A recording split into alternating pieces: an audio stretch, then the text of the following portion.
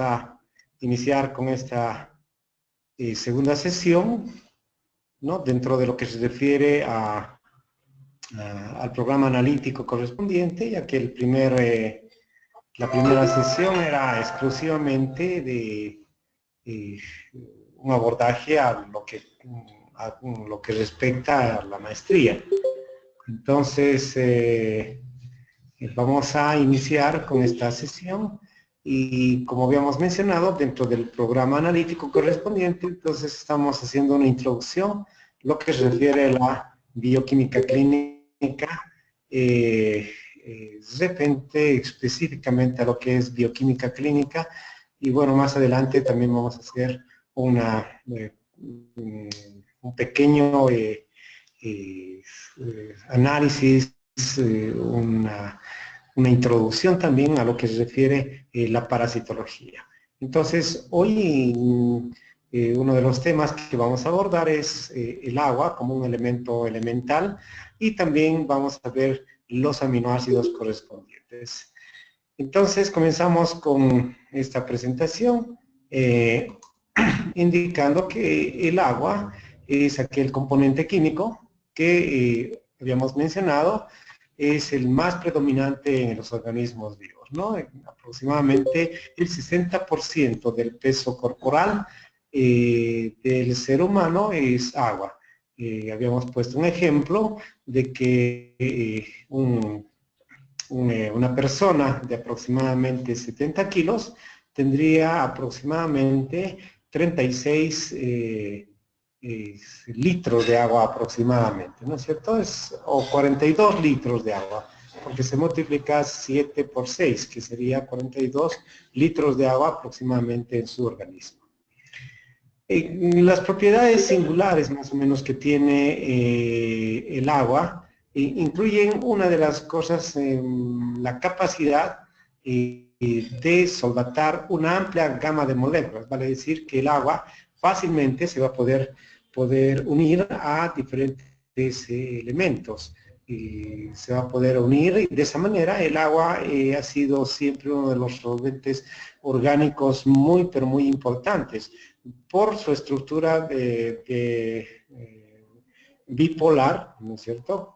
Su estructura bipolar correspondiente y su capacidad de unirse mediante los enlaces hidrógeno, ya que el hidrógeno fácilmente se puede unir también a otros elementos, y de esa manera entonces el agua era un excelente nucleófilo, además de ser un excelente reactivo y en realidad un producto de muchas reacciones metabólicas, ¿no? Si nosotros hacemos la descomposición de cualquier sustancia, dentro de su descomposición obviamente va a estar el agua, ¿no es cierto? Y en reacciones químicas eso es lo que nosotros hemos visto, ¿no?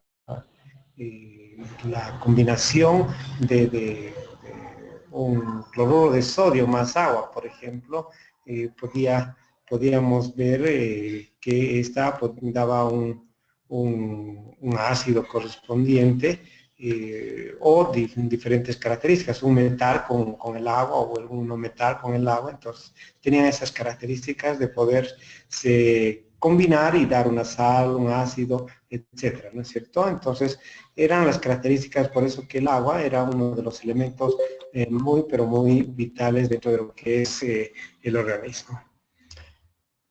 ¿Qué papel también juega el agua dentro de nuestro organismo? Uno de ellos es el equilibrio a nivel de lo que es el sistema de base o básico a nivel del riñón, manteniendo obviamente un pH constante y obviamente manteniendo la capacidad del riñón de poder excretar y de poder obviamente absorber todos los nutrientes necesarios, puesto que a nivel del riñón actúa una hormona específica que depende obviamente del hipotálamo y se llama la hormona antidiurética, conocida como ADH, ¿no es cierto? Esta de alguna manera hace la retención y también la excreción del agua por los riñones. Por tanto, evita de alguna manera la pérdida por evaporación correspondiente. Entonces, son las características que tienen algunos órganos que se encuentran en nuestro organismo y que de alguna manera hacen un equilibrio homeostático muy importante. En la diabetes insípida, por ejemplo, que se sufre un daño de alguna manera nefrogénico a nivel de lo que es el riñón, por tanto, la orina tiene esa capacidad para concentrarlo, ¿no? O sea, el riñón tiene la capacidad para concentrarlo más bien a la orina y la orina se retiene en buena cantidad. Y esto hace que la osmolaridad del líquido extracelular produzca una capacidad de respuesta a los osmoreceptores de los túbulos renales de la hormona antidiurética o adrenotrópica, ¿no es cierto? Entonces esta hormona, muy importante a este nivel en la diabetes insípida, lo que hace es una característica de concentración de la orina y posteriormente de alguna manera hace que se disocien los iones, tanto hidróxido y protones, lo que se refiere en referente a lo que es el agua. El agua también tiene una concentración de protones y ayuda de alguna manera a mantener en algunos lugares la acidez y en otros lados también aumentan el pH correspondiente, puesto que la concentración de protones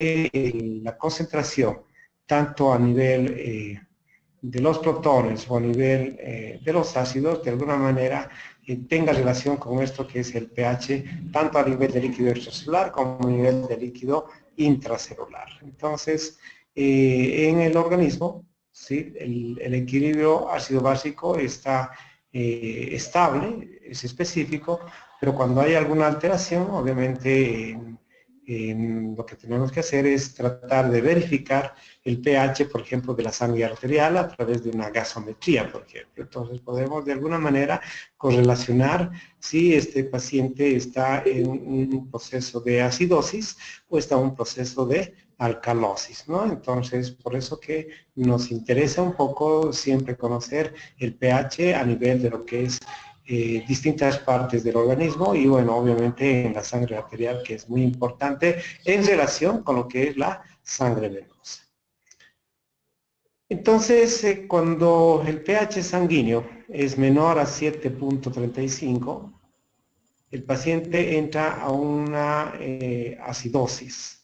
Esta acidosis puede deberse a un proceso de cetosis diabética, a un proceso de acidosis láctica, ¿no? Entonces el paciente en este caso tendrá un pH de 7.1, 7.2, etc. Entonces este paciente está con una acidosis, dependiendo de la situación en que estado se mantenga este paciente. Por otro lado tenemos la alcalosis, y la alcalosis es cuando el pH está por encima de 7.45. Habíamos dicho que 7.4 es un valor promedio normal. Entonces, en este caso, cuando se eleva más allá de 7.5, 7.6, 7.7, entonces estamos ya hablando de una alcalosis. En este caso, puede deberse a un proceso de deshidratación, por ejemplo, un proceso de deshidratación, un proceso de vómitos, etcétera, etcétera, etcétera. Entonces son las características que tiene el agua para de alguna manera mantener el pH logarítmico o el pH o el equilibrio ácido básico correspondiente. Entonces, que aproximadamente, de acuerdo a la literatura, nos da un parámetro entre 7.35 y 7.45, el valor promedio para determinar el pH, en especial a nivel de sangre arterial.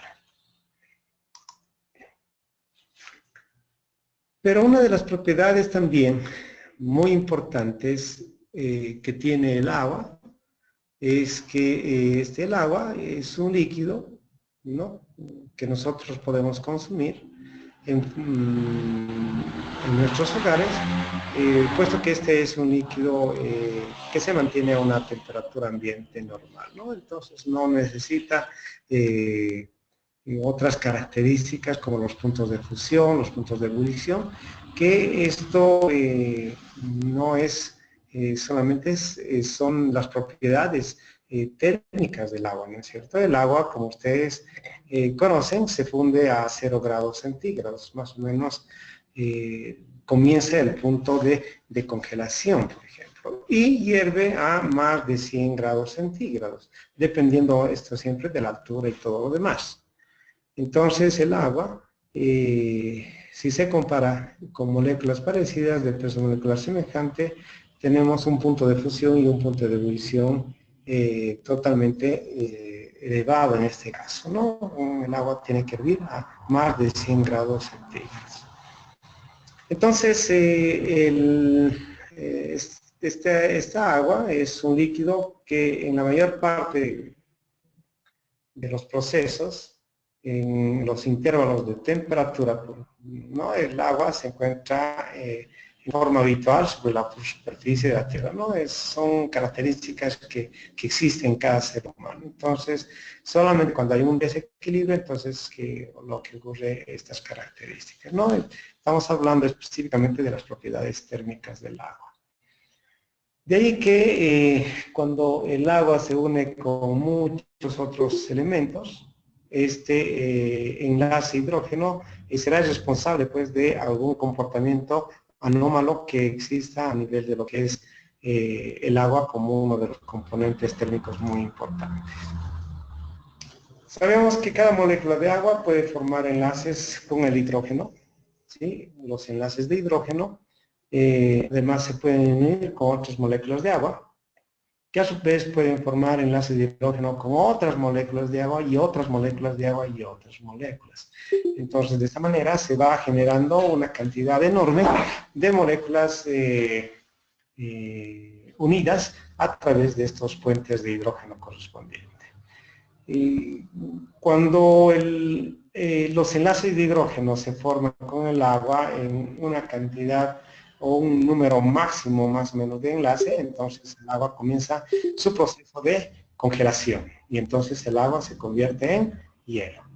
Obviamente para romper esos enlaces se requiere siempre de energía. En este caso puede ser calor, por ejemplo. Entonces, mediante el calor, entonces este hielo comienza su proceso de deshielación, que comienza a derretirse. Entonces, de esa manera también otra vez volvemos a lo que era su forma molecular correspondiente del agua y entonces otra vez esta agua podría ser nuevamente ingresada a un punto de fusión o un punto de congelación correspondiente. Entonces, de alguna manera el proceso es reversible totalmente. Si bien el agua líquida está formada por agrupaciones de moléculas análogas al hielo,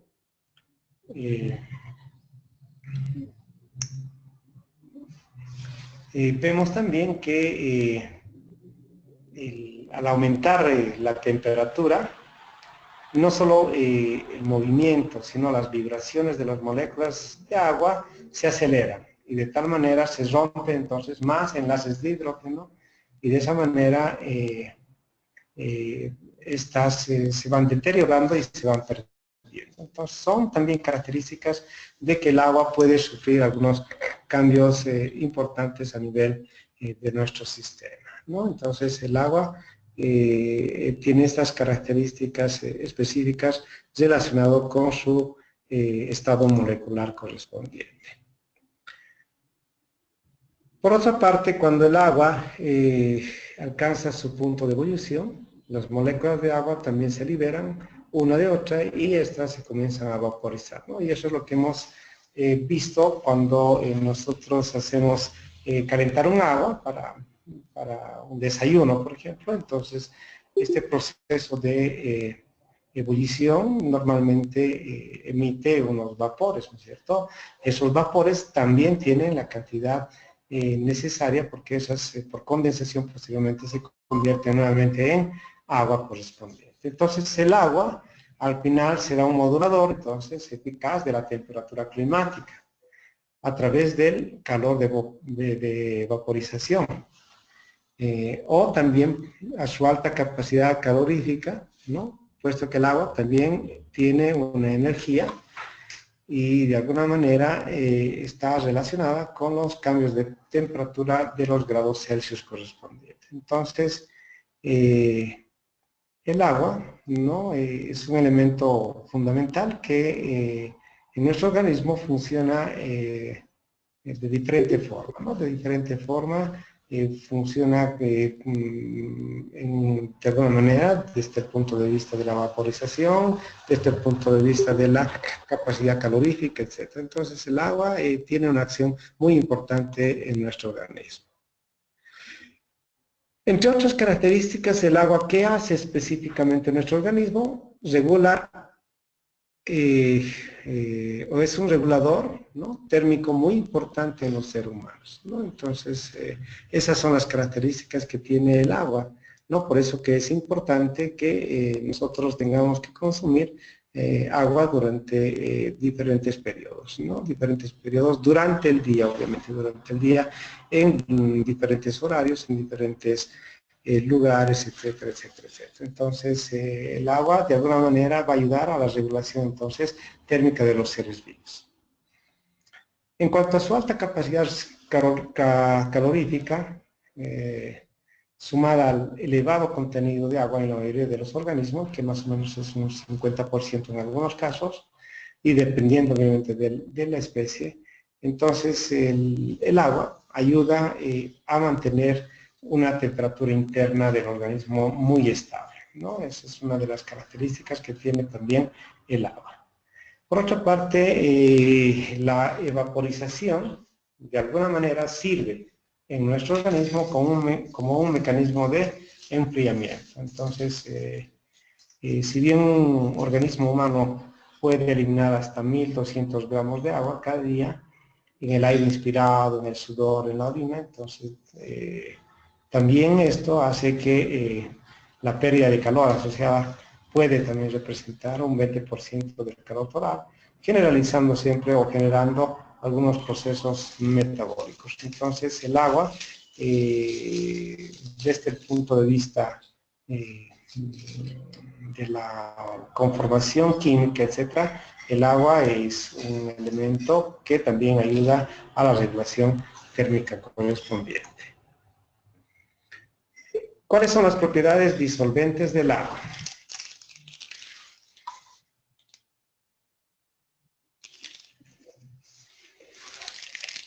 Entonces el agua, que como sabemos es un disolvente biológico muy importante, más ideal, esta también se va a poder disolver con facilidad en una gran diversidad de constituyentes de los seres vivos. Por ejemplo, fácilmente se va a unir al sodio, fácilmente al potasio y fácilmente al cloro, ¿no? Además que se puede unir también a otros elementos, como por ejemplo los azúcares y también los aminoácidos, ¿no? Entonces, como podemos indicar,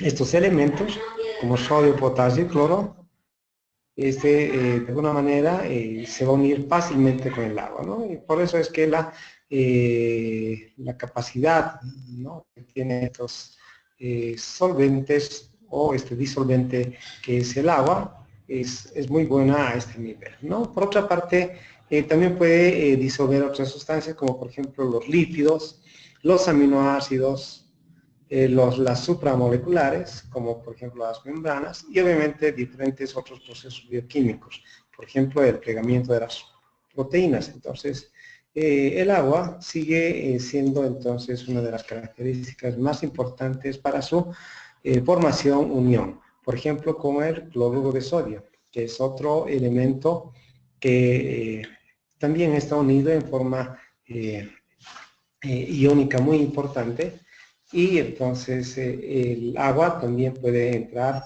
en relación con este elemento, ¿no? Entonces también esta agua tiene esa capacidad, ¿no es cierto?, de formar esos puentes de hidrógeno y de alguna manera permitir la electronegativización y disolver obviamente sustancias tanto iónicas como polares. Entonces, como sabes, el cloruro de sodio, esta se va a unir al agua, un aspecto muy importante en cuanto a las interacciones o disolución acuosa de lo que se refiere a la hidratación de los iones. Habíamos mencionado que normalmente estas moléculas de agua son polares, por tanto van a atraer de alguna manera a los iones cargados electropositivamente o electronegativamente, ¿no? Entonces son elementos moleculares que son de vital interés en nuestros pacientes. Por otra parte, alrededor aproximadamente de los iones positivos y los negativos se forman también capas de moléculas de agua. A esto que ocurre en estos procesos se denomina entonces esferas de solvatación, ¿no?, que es una de las cosas también muy importantes que todos los seres humanos debemos tomar en cuenta, ¿no? Entonces son características que tienen obviamente el agua. Si nosotros hacemos un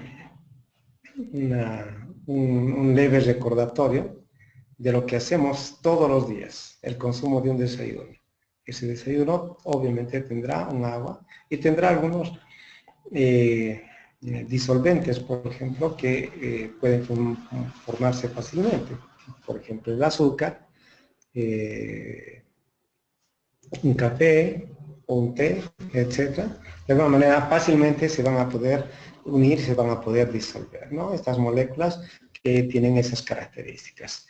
Entre otras, también se puede disolver el agua con otras moléculas orgánicas, como por ejemplo los grupos ionizables y muchas moléculas orgánicas de tipo neutras, ¿no?, con obviamente funciones de tipo polares y la capacidad que tiene el agua para disolver o ser un disolvente para formar los enlaces de hidrógeno correspondientes.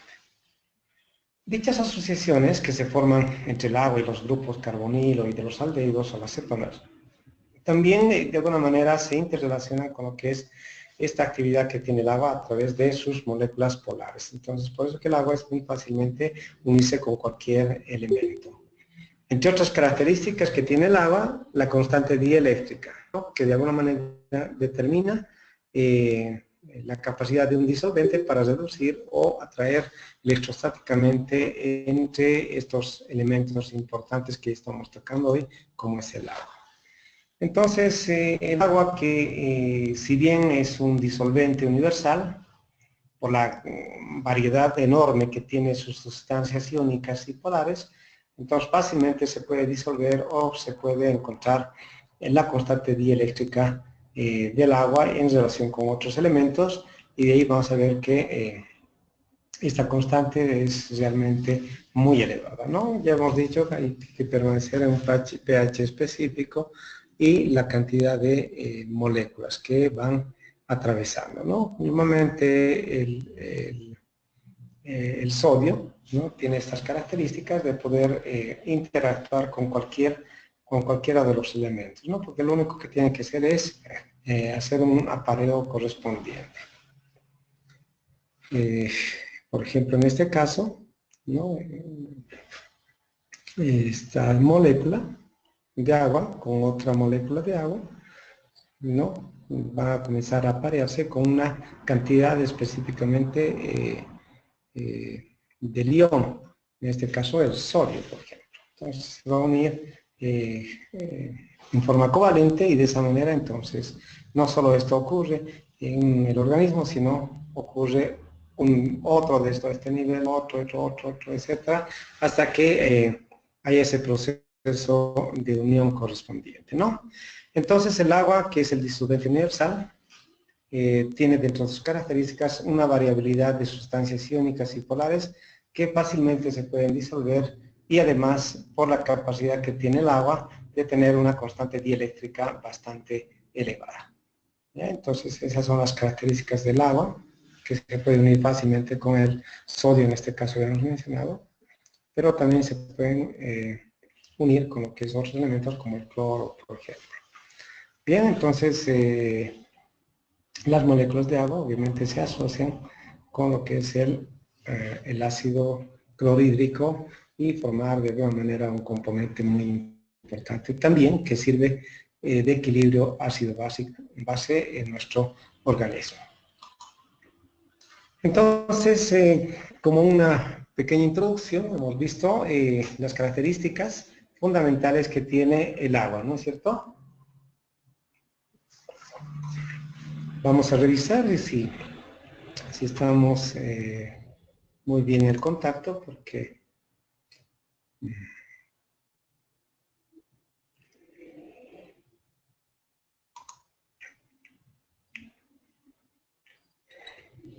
como tenemos problemas en internet, entonces mejor siempre darle una revisadita. Bien, entonces una pequeña introducción respecto a lo que es el agua, ¿no? Y lo más rescatable, que el agua, como ustedes saben, se puede unir a cualquier elemento. Entonces es uno de los elementos más importantes, por eso sería el agua sería el disolvente universal, que se puede unir, bueno, obviamente a cualquier sustancia. No necesita prerequisitos específicos para unirse con otros elementos. Además de su función en diferentes lugares, inclusive en el proceso del equilibrio ácido-base, ¿no?, que es una de las cosas también muy elementales que deben considerar en los seres humanos o en los pacientes correspondientes. Entonces ahora vamos a ver lo que son los aminoácidos.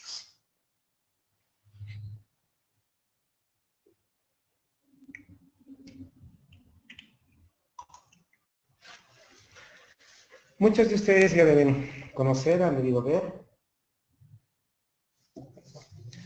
que los aminoácidos son compuestos orgánicos, que la unión de aminoácidos obviamente va a dar un péptido, y la unión de péptidos va a dar lo que es este elemento muy importante que lo consumimos durante todos los días de nuestra vida, ¿no?, y que también en algunos casos se encuentra en reserva, lo que son las proteínas, ¿no es cierto? Entonces la unión de aminoácidos dará un péptido correspondiente, que este péptido posteriormente se puede unir o enlazar para dar lo que es las proteínas. Son importantes en diferentes procesos metabólicos en lo que se refiere a nuestra carrera, ¿no? O sea, de alguna manera también interviene en diferentes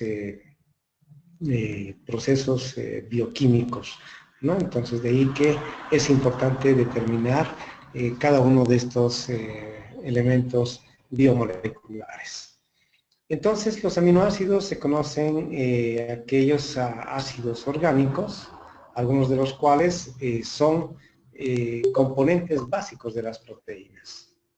Por tanto, estos aminoácidos son 20 los más importantes, los esenciales, y los que de alguna manera van a despertar interés dentro de lo que es esta parte que estamos viendo de los aminoácidos. Como ya hemos mencionado, los aminoácidos se unen y formarán los péptidos, y estos formarán lo que son las proteínas. De ahí que también a muchos de ellos se los conoce como alfa aminoácidos correspondientes, ¿no? Entonces los aminoácidos tienen una importancia en lo que se refiere a nuestro organismo. Hola, ¿sí? Sí, sí.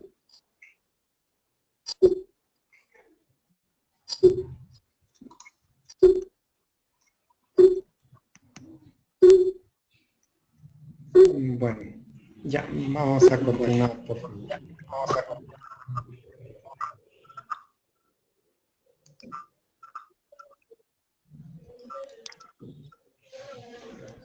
¿Hay alguna interferencia?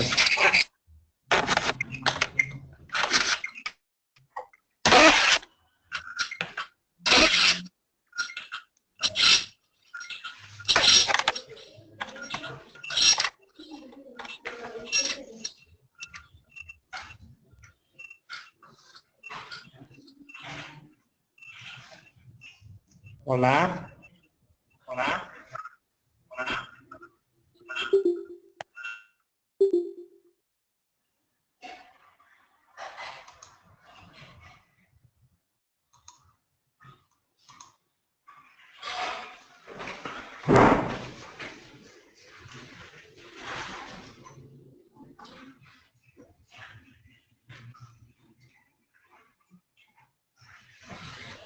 Bien, vamos a continuar entonces. Había una interferencia y bueno, comenzamos entonces.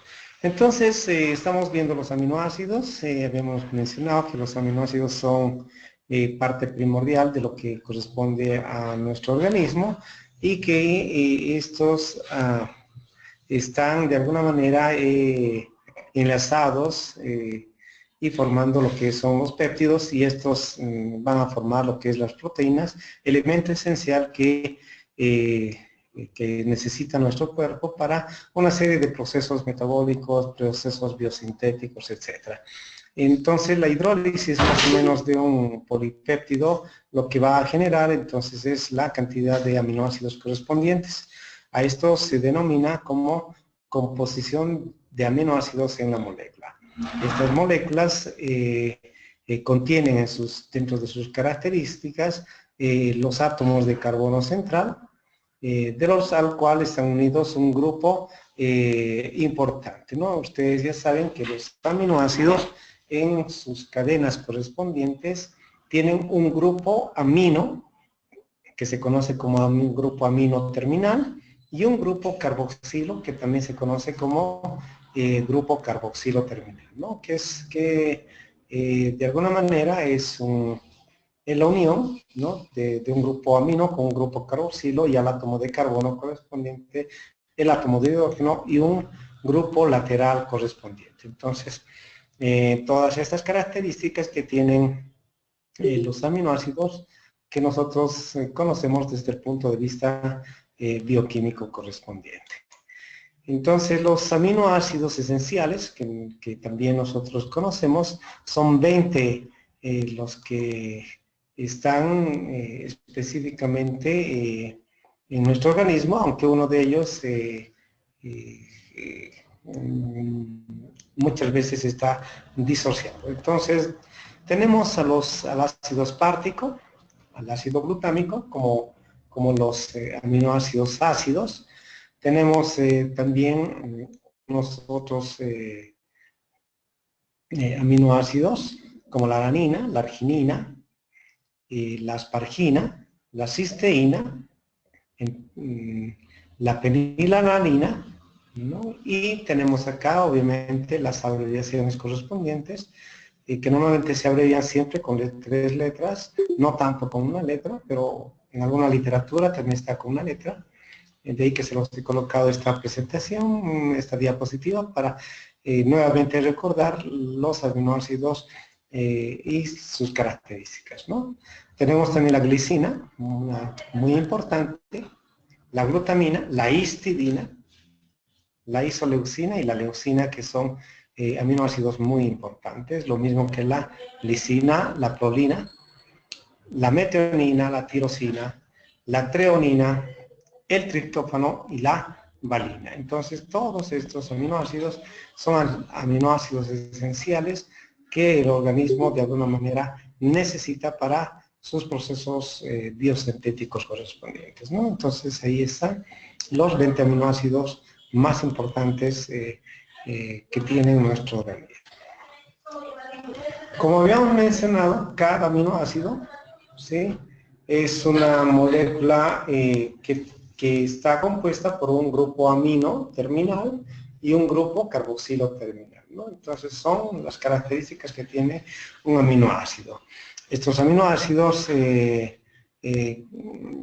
mayor interés son aquellos que serán parte de lo que habíamos mencionado, las proteínas, ¿no? Entonces, por eso que para entender un poco las proteínas, nosotros tenemos que un poco revisar la literatura de lo que son los aminoácidos. Cuando dos aminoácidos se combinan en una reacción de condensación, por ejemplo, entre un grupo amino de uno y el grupo carboxilo del otro, lo que pasa es que se libera una molécula de agua, ¿no? Entonces, por eso que el agua también interviene en los procesos biosintéticos y a través de sus enlaces correspondientes, que también pueden formar otro tipo de enlaces, como por ejemplo el enlace amida, que se denomina enlace peptídico, ¿no? Nosotros sabemos que los péptidos están unidos por enlaces peptídicos, que después esto formará lo que se llama la proteína correspondiente.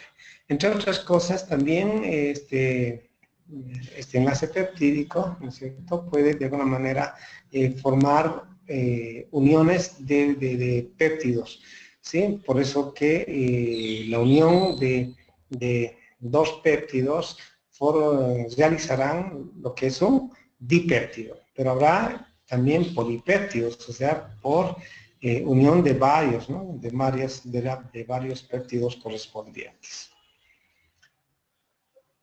No, entonces, cuando se forma un tercer aminoácido, este se puede formar y se denomina tripéptido. Pero ya cuando se forman varios, se llama lo que es el polipéptido, ¿no? Entonces, esto nosotros ya tenemos un conocimiento básico, estamos recordando de lo que se refiere a lo que son los aminoácidos. Todo esto normalmente tiene un proceso de reacción a través de las células naturales dentro de lo que es nuestras células, ¿no? Por ejemplo, puede ocurrir a nivel de lo que es los ribosomas. Entonces, los aminoácidos normalmente todo el tiempo están en ese proceso, ¿no?, de reacciones, de combinaciones y todo lo demás. Como sabemos, un grupo amino está unido al carbono, contiguo al grupo carboxilo, que se conoce también como carbono alfa. Dicho de otro modo, que tanto el carboxilo como el amino están unidos al carbono. Además, a este carbono alfa se une el hidrógeno y una cadena habitualmente denominada cadena lateral o radical R. Este radical R es de estructura variable, pero que determina la identidad y las propiedades de cada uno de los diferentes aminoácidos. Ahora, obviamente existen cientos de radicales, por lo que también podemos conocer cientos de aminoácidos, pero 20 son los esenciales, aunque la literatura indica que son 22, ¿no?, puesto que dos en los últimos, no tanto en los últimos años, sino ya esto se dio ya en 1986 aproximadamente y el 2012 y el 2002, ¿no?, en que de los 20 aminoácidos esenciales se aumenta entonces el selenocisteína y la pirolicina, ¿no? Que también forman parte de lo que son las proteínas, y obviamente ellos genéticamente también están predispuestas de diferente manera. Entonces, no hay una relación o una posible equivocación o alguna cosa desde el punto de vista estructural y químico, ¿no? Entonces, 22 son los aminoácidos esenciales que ya hemos mencionado, ¿no es cierto? Ahí está, todos los aminoácidos correspondientes, ¿no? El ácido aspartico, glutámico, alanina, arginina, asparagina, cisteína, fenilalanina, la glicina, la glutaminas, la histidina, la isoleucina, la leucina, la lisina, la metionina, la prolina, la serina, la tirosina, la treonina, y el triptófano y la valina, ¿no? Que son los aminoácidos esenciales que también estamos viendo en esta parte.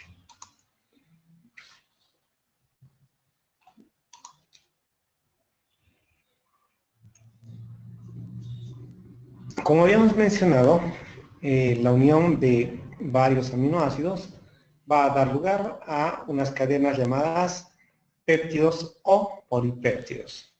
Estas se van a unir y posteriormente se formarán o se denominará a esta unión como proteínas. De todas maneras, esta cadena de polipéptidos supera aproximadamente una longitud de entre 50 a 100 residuos aminoácidos, ¿no? Dependiendo obviamente de algunos autores, o también dependiendo de la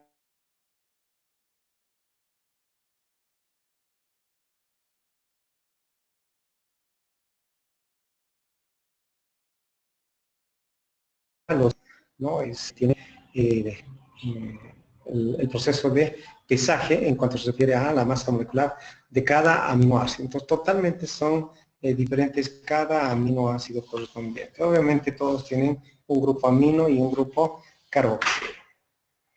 Entonces, desde este punto de vista, también hay una estructura tridimensional muy importante que también hay que mencionar en esta oportunidad.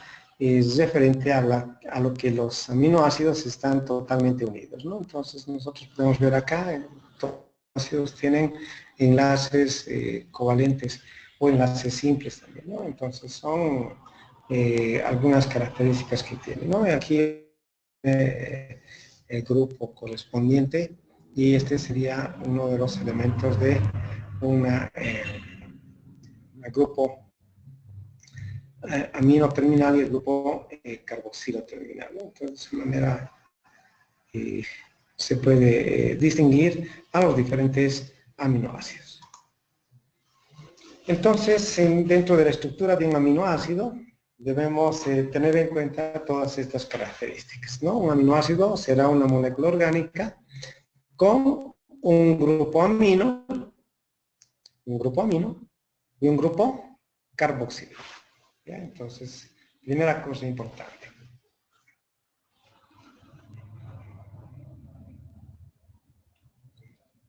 Entonces, dentro de la estructura de un aminoácido, volvemos a repetir, un aminoácido siempre tendrá un grupo amino y un grupo carboxilo, ¿no? Estas unidas a través del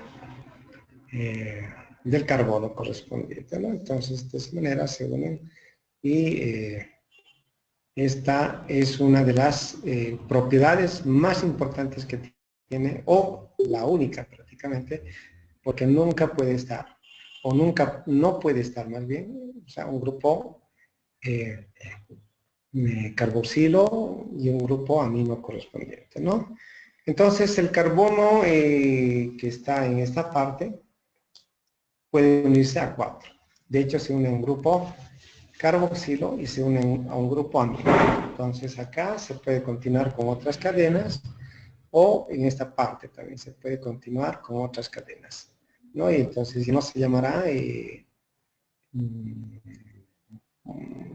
un aminoácido específico, entonces será otro tipo de aminoácido. Entonces eso es lo que menciona acá. que el carbono se puede unir al grupo amino, al grupo carboxilo, ¿no? A un radical hidrógeno, a un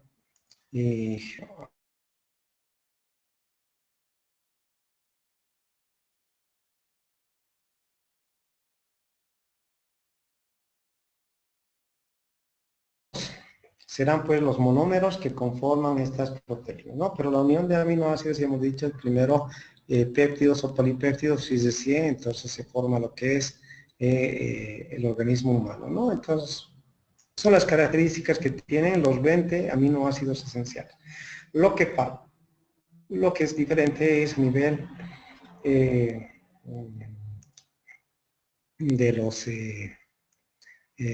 de los grupos que tienen, que no son parte general, ¿no es cierto?, de los aminoácidos y que están como una cadena lateral específica, ¿no? Entonces acá podemos aumentar 2 o 3 carbonos y de acuerdo a eso determinar de qué aminoácido específicamente.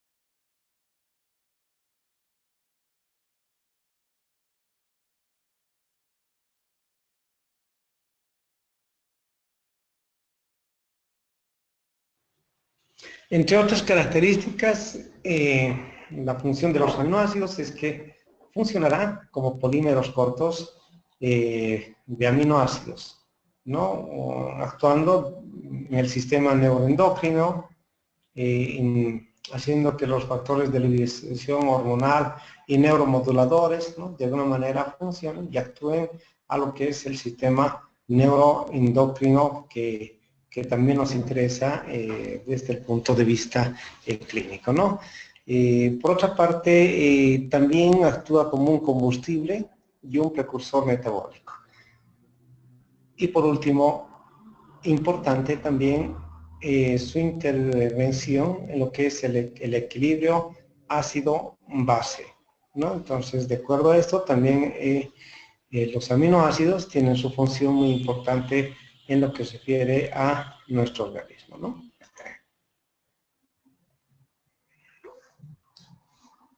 Dentro de la importancia médica, más o menos, que tiene los aminoácidos, vemos que los aminoácidos están en la dieta humana con una cantidad regular, ¿no?, de lo que corresponde a la presencia de los aminoácidos esenciales en particular. De ahí que la importancia médica en lo que se refiere a los aminoácidos deberá ser siempre que debe consumirse, ¿no es cierto?, en una etapa muy importante, que es la niñez, ¿no? Porque es ahí donde están formando todos sus defensas, están formando obviamente sus factores de crecimiento, ¿no? De alguna manera también otros factores, ¿no? Como los factores que hemos venido mencionando, que son los factores de defensa también. Entonces, por eso el consumo de aminoácidos por día es muy importante, Los aminoácidos en las proteínas, ya cuando hacen la conformación estructural, también pueden realizar muchas funciones específicas. Entre otras, los aminoácidos están en defectos genéticos del metabolismo, principalmente causando algunas patologías, ¿no? Estos defectos pueden ser en el transporte,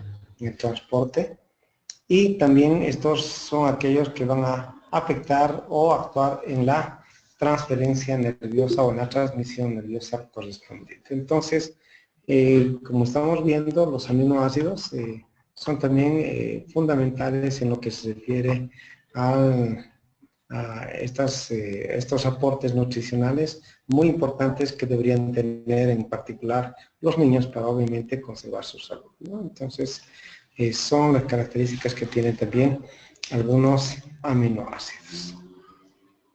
Entonces, vamos a desglosar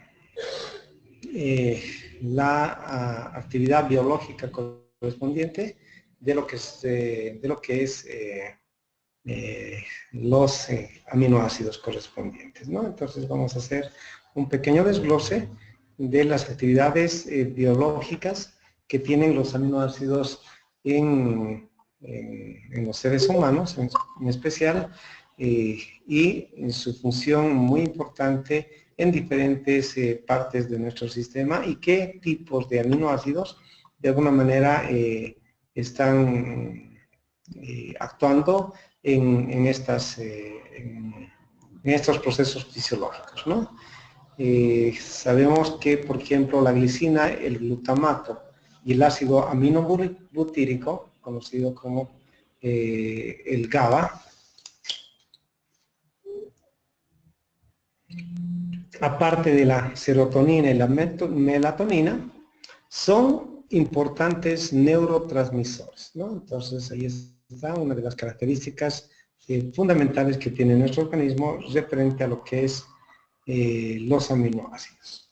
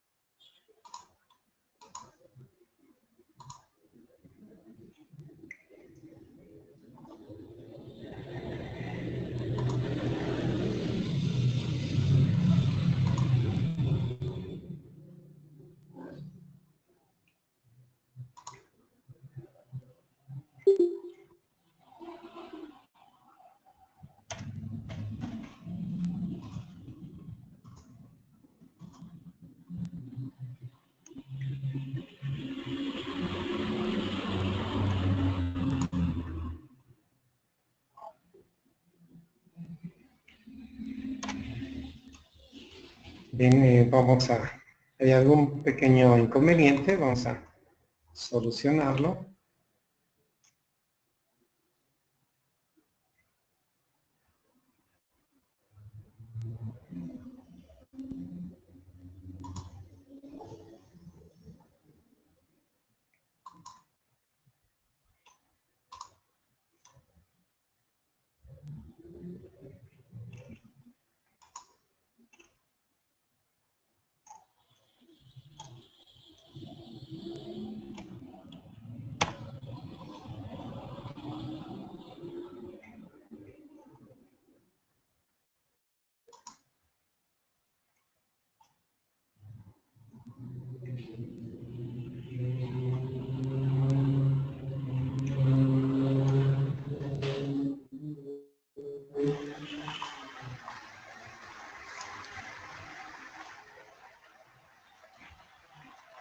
Bien, otra vez estamos. Entonces, en cuanto a la actividad biológica que tienen estos aminoácidos, vamos a indicar que los aminoácidos, cuando funcionan como mensajeros químicos, estos pueden ser neurotransmisores. Por ejemplo, tenemos como ejemplo a la glicina, al glutamato, al GABA, a la serotonina y a la melatonina como estos neurotransmisores. Estas sustancias son liberadas por una célula nerviosa que de alguna manera influye sobre la función de una segunda célula nerviosa a través de las sinapsis correspondientes, y sobre eso también pueden actuar a nivel de una célula muscular, activando su sistema y generando algunas órdenes como por ejemplo movimiento, llanto, risa y otros más que están presentes en los neurotransmisores correspondientes. Todos estos aminoácidos están presentes en estos lugares y son parte fundamental de transmitir, ¿no es cierto?,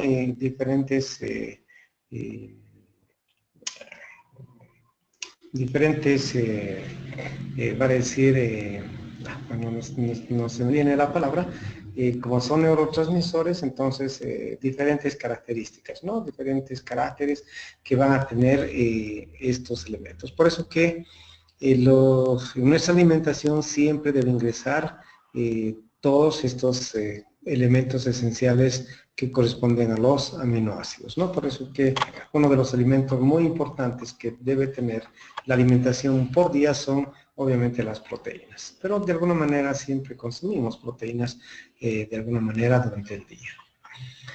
Por otra parte, la tiroxina, el ácido indolacético, que se encuentra, o es un derivado del triptófano, que se encuentra en las plantas, son de alguna manera hormonas o moléculas que también regulan una función muy específica en las células, ¿no? Entonces estas son muy importantes, como la tiroxina, por ejemplo, que esta se produce en la glándula tiroides de muchos de los animales, ¿no? Obviamente el ser humano también. Entonces esta tiroxina tiene relación con lo que es esta glándula tiroides, y de ahí su importancia también para los procesos no solo metabólicos, ¿no es cierto?, sino procesos de crecimiento y otros más. Entonces, muy importante determinar estos aminoácidos que deben estar siempre presentes en nuestro organismo. Otros aminoácidos van a ser precursores de otras moléculas que en este caso contienen nitrógeno, por ejemplo. En este caso, los aminoácidos que tienen, lo que contienen este elemento que es el nitrógeno, se comportan en algunos casos como nucleótidos o ácidos nucleicos. Uno de los ejemplos que tenemos es el hemo, que es un grupo orgánico que, como sabemos, es un grupo que contiene lo que es el hierro. Este hierro muy importante para la unión al oxígeno y activar obviamente biológicamente su importancia dentro de lo que es el organismo, ¿no? Porque habíamos dicho, sin oxígeno no podemos vivir tampoco.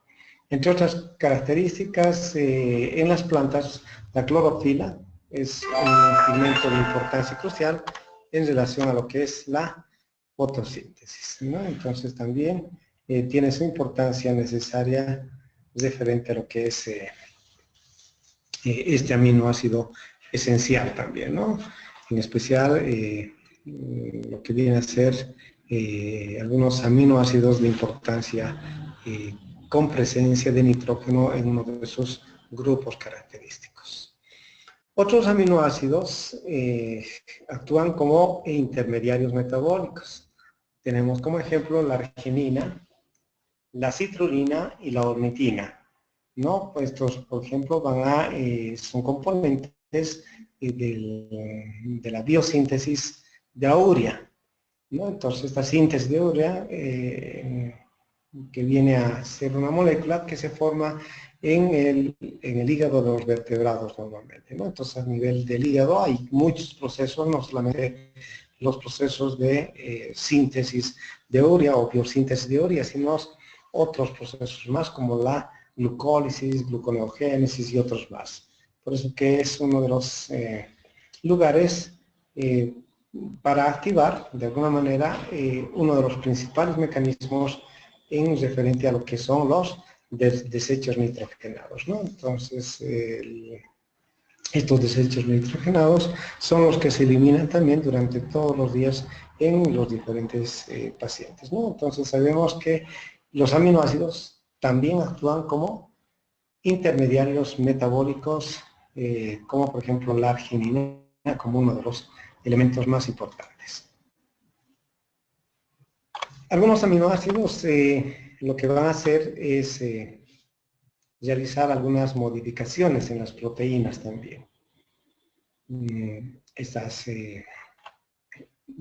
proteínas que en su estructura, ¿no? Contienen derivados de aminoácidos y estas se forman, ¿no? Estas proteínas, obviamente después de o tras la síntesis de la cadena polipeptídica.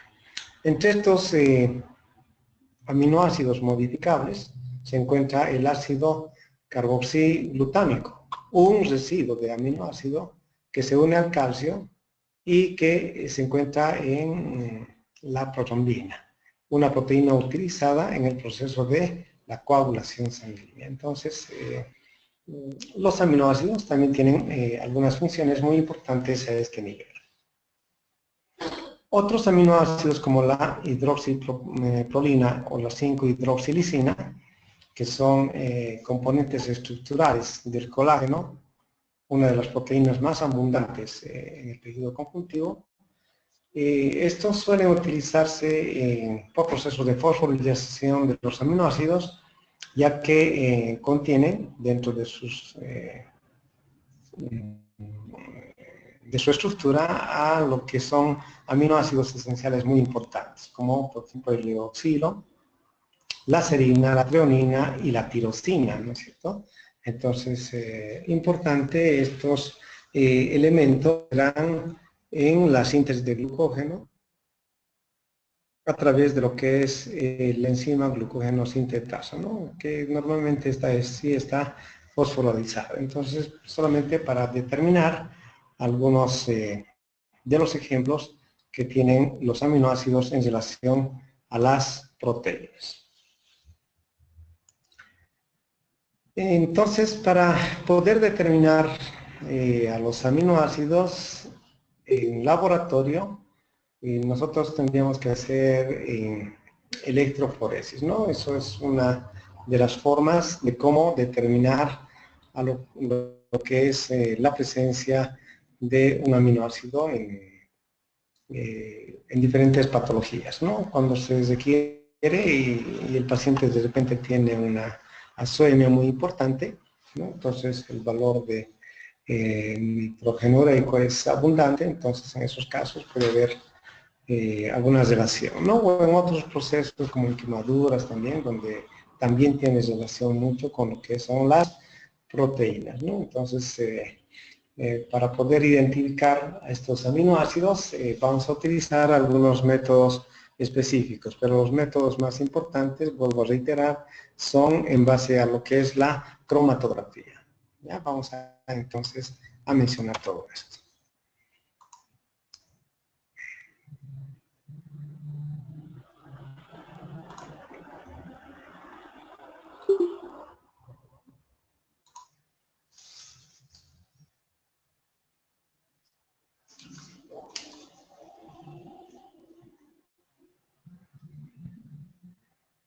Bien, como hemos dicho entonces al inicio, los aminoácidos tienen un grupo carboxilo y un grupo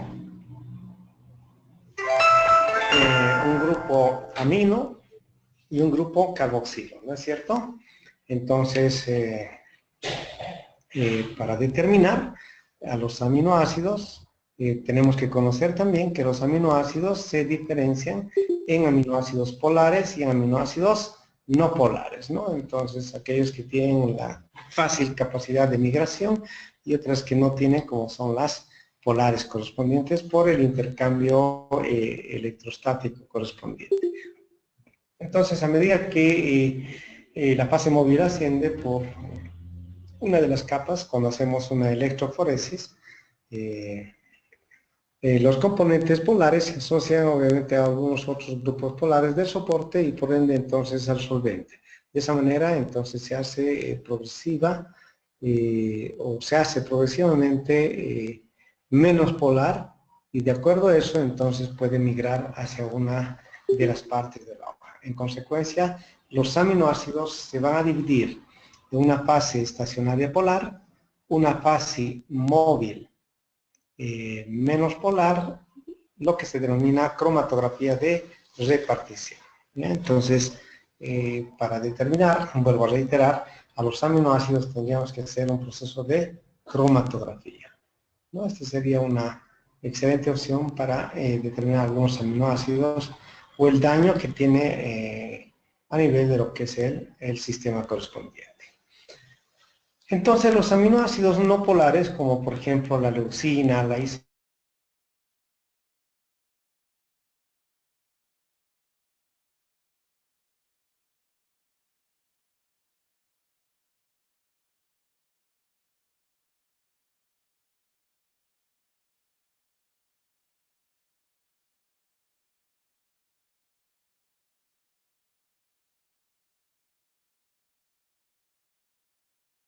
desde el origen, puesto que van a pasar por una proporción alfa de su tiempo en la fase estacionaria, ¿no? Esta lo que hace es, o consiste en que una de las capas de las moléculas de solventes polares van a ser inmovilizadas y mediante una asociación de soporte de lo que es la celulosa, esta va a comenzar a migrar, ¿no? Entonces, es una manera de poder identificar a lo que son los aminoácidos, ¿no? De hecho, siempre vamos a necesitar lo que es un solvente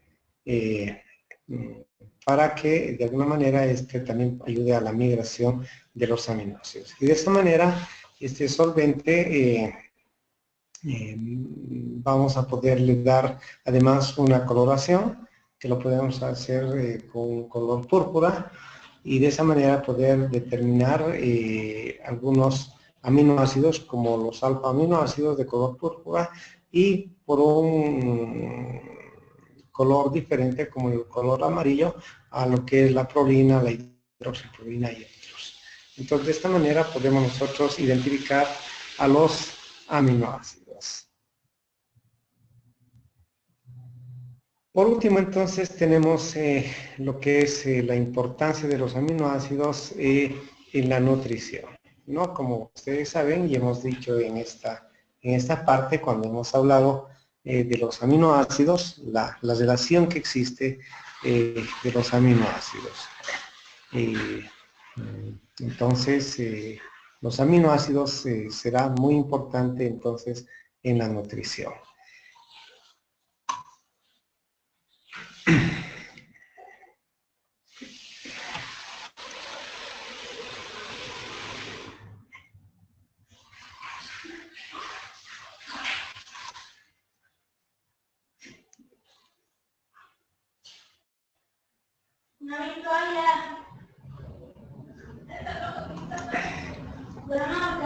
Bien, en la anterior, antes de culminar con esta parte, de la última parte de lo que son los aminoácidos, sí, me habían solicitado que haga una pequeña explicación respecto a lo que es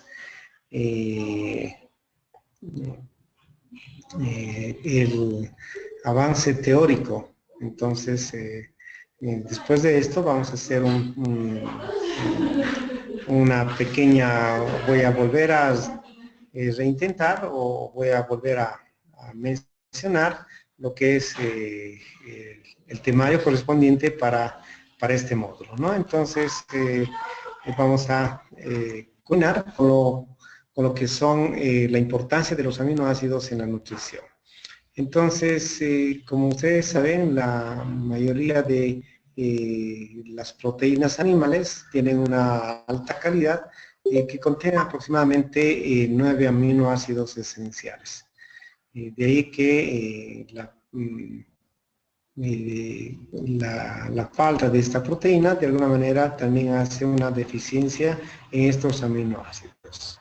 Estos aminoácidos de alguna manera esenciales de alguna manera van a impedir o bloquear los procesos de biosíntesis de proteínas, por ejemplo. Entonces, por eso que las proteínas animales son muy importantes en nuestra alimentación. Por otra parte, el aminoácido limitante o el aminoácido esencial siempre va a aportar una cantidad más o menos importante en lo que es la dieta, lo que de alguna manera esta va a limitar la porción de otros aminoácidos.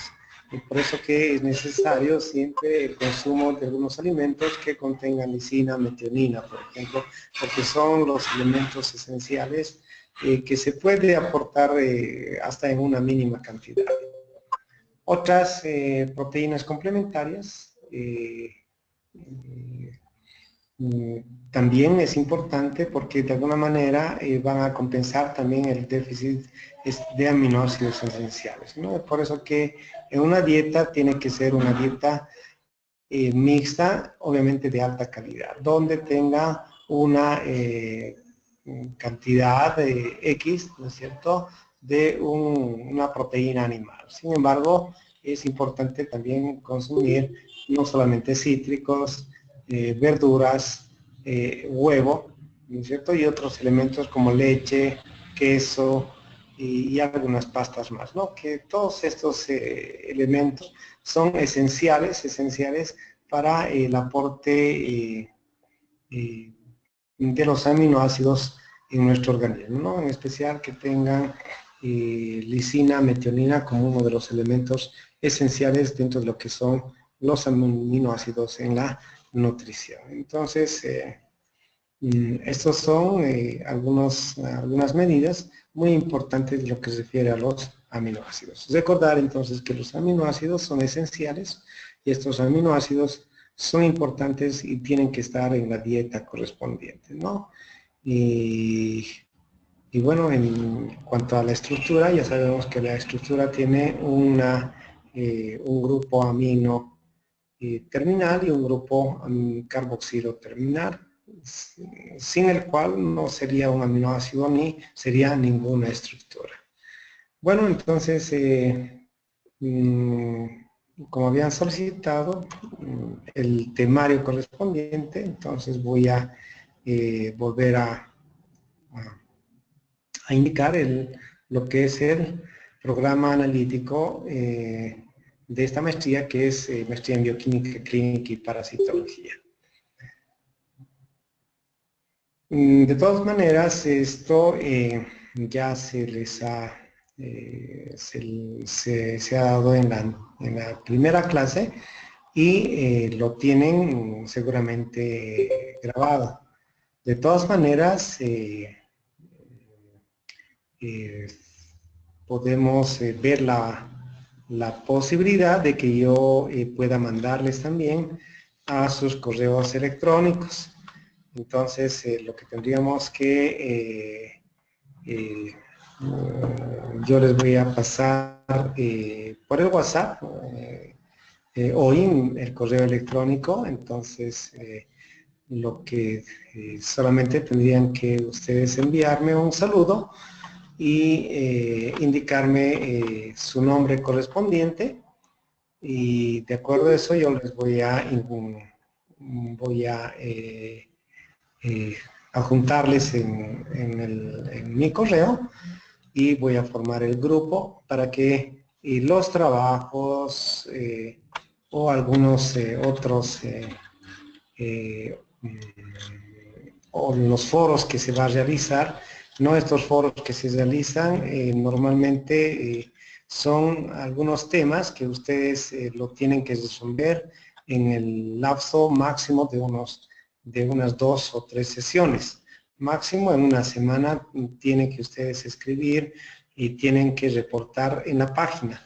Como la página está un poco, creo que en un proceso de mejoramiento, entonces en este momento no tenemos en la página descrito, por ejemplo, el temario. Normalmente en la página ya sale todo lo que corresponde al temario y sale también a lo que son las participaciones de ustedes, salen también los foros y salen otros trabajos. Entonces todo eso se coloca a lo que es la página, pero como la página está un poco en un proceso de reacondicionamiento, ¿no? Entonces, lo único que tendríamos que hacer es poder interactuar a través de lo que es el correo electrónico. Entonces, terminando esta sesión, yo voy a colocar en el WhatsApp mi correo electrónico y ustedes deben pasar también su correo electrónico a ese correo, no por el WhatsApp, directamente al correo. Y una vez que tengan yo tenga correo de todos ustedes, entonces lo que vamos a hacer es enviarles las presentaciones también. Les puedo enviar las presentaciones, entonces, para que ustedes, si es que tienen algún problema en referente a lo que es el sistema. Entonces, voy a volver a indicar el programa analítico, ¿no? Y también, como habíamos mencionado, vamos a volver lo voy a colocar a través del correo en cada uno de sus correos electrónicos correspondientes. Entonces esa va a ser la manera de cómo vamos a poder interactuar para lo que viene a ser los foros y los trabajos correspondientes para la calificación final. Entonces, habíamos comenzado con una historia, una parte de una reseña de lo que es la bioquímica, ¿no? Los principios generales, ¿no es cierto?, de lo que es la bioquímica, el surgimiento y el desarrollo en lo que se refiere a los principios generales de la bioquímica y su aplicación en las ciencias médicas, ¿no? Eso habíamos visto en una primera oportunidad. Después habíamos visto la materia viva y su organización, y dentro de ello hemos visto la composición elemental de lo que era el carbono como un elemento elemental, los iones inorgánicos y en relación lo que es, o que hoy hemos visto, lo que es el agua. Más adelante vamos a ver, ¿no?, las características de todas las biomoléculas, y hemos hecho también una introducción de las biomoléculas, hemos hecho la introducción, ¿no?, y las biomoléculas se dividían o se clasificaban en biomoléculas de tipo inorgánicas, como el sodio, el potasio, el hidrógeno, el oxígeno y otros más, y las biomoléculas orgánicas, como son los aminoácidos, los péptidos, polipéptidos, los carbohidratos, los lípidos, los ácidos nucleicos, entonces todos aquellos. Entonces hemos hecho una pequeña clasificación, un pequeño resumen de lo que eran los carbohidratos, las proteínas, los ácidos nucleicos. Y además hemos visto también lo que es el metabolismo secundario, ¿no? Entonces hemos visto todo esto en la anterior clase y hemos visto las biomoléculas tanto solubles y no solubles. Y hoy hemos comenzado con este temario que es los aminoácidos, ¿no? Entonces los aminoácidos, un concepto general, su función importante, ¿no?, la función que tiene dentro del organismo, estructuralmente cómo está conformado, y hemos mencionado con el grupo amino y el grupo carboxilo, la importancia médica, ¿no?, la determinación de los aminoácidos a través de lo que es algunos electroforesis, por ejemplo, pero su importancia médica, ¿no?, dentro de lo que era el sistema nervioso a través de de los procesos de conducción, ¿no? Muy importante, pero también lo que era a nivel de lo que son a nivel hormonal, ¿no? Entonces, esa era las fases más importantes. Sin embargo, también la importancia del consumo de aminoácidos en lo que es la nutrición. Entonces, también hemos visto esto el día de hoy. Para la siguiente sesión está programado lo que son las vamos a continuar con lo que es aminoácidos. En aminoácidos nos falta lo que es polipéptidos y nos falta lo que son las proteínas, ¿no? Las proteínas que está un poco más atrás, ¿no es cierto? Más atrás clasificado, pero que por motivos de orden secuencial vamos a nosotros ver en la próxima sesión lo que son las proteínas. Posteriormente vamos a ver lo que son los monosacáridos con lo que se refiere a la clasificación, las propiedades físicas, las propiedades químicas, las funciones, todo aquello. Entonces vamos a ver esto y los principales monosacáridos y todo aquello de los glúcidos o los monosacáridos. Posteriormente vamos a ver lo que son los polisacáridos, ¿no? Los polisacáridos, su clasificación, las características, la estructura química, la clasificación de los polisacáridos, la hidrólisis, y obviamente los usos correspondientes de los polisacáridos en los alimentos o en la alimentación. Entonces vamos a ver nosotros esto posteriormente a lo que hagamos. Primero vamos a ver proteínas, después vamos a ver glúcidos o hidratos de carbono, posiblemente en el mismo día los polisacáridos o en otra sesión los polisacáridos. Y por último vamos a ver lo que son los ácidos nucleicos relacionados a esta primera parte, ¿no? A esta primera parte, entonces vamos a ver lo que son los ácidos nucleicos, ¿no? Igual la historia, la importancia, las funciones de los nucleótidos, la estructura y características tanto del ADN como del RNA y la diferencia química que también existe entre estos dos. Ya hemos visto que vamos a ver las proteínas, esto vamos a ver en la siguiente clase, en la siguiente sesión del día sábado, ¿no? Nuestra siguiente sesión es el día sábado a las 10 de la mañana, entonces ahí vamos a ver, vamos a terminar con lo que es polipéptidos y después vamos a ver lo que son las proteínas. Y la próxima semana estaríamos hablando con lo que es glúcidos, lípidos y después vamos a ver lo que son los biocatalizadores, los cofactores enzimáticos, muy importante, ahí el papel de las vitaminas y los minerales, y vamos a ver también algunos cofactores bioquímicos o cofactores inorgánicos muy importantes. Entonces, vamos a conocer el papel de las vitaminas, los minerales, y qué pasa cuando hay un déficit de algunas vitaminas y algunos minerales. Después ingresamos a lo que es enzimas y la cinética enzimática, ¿no? Esto lo vamos a hacer también en una sola sesión, lo que se refiere a las enzimas y a la cinética enzimática. En cuanto a las enzimas, vamos a ver desde las formas de organización, la evolución, la eficiencia catalítica y obviamente algunas enzimas para el diagnóstico de laboratorio o la organización enzimática correspondiente. Ya en los procesos cinéticos, el estudio de los enzimales de la cinética, las condiciones para hacer la cinética, los factores que pueden afectar la velocidad, no se olviden, velocidad y concentración, importante en lo que se refiere a la cinética enzimática. Después vamos a ver la regulación de la actividad enzimática, vamos a ver también algunos procesos, obviamente me estaba olvidando, los lípidos por también caracterización van a ir un poco más adelante.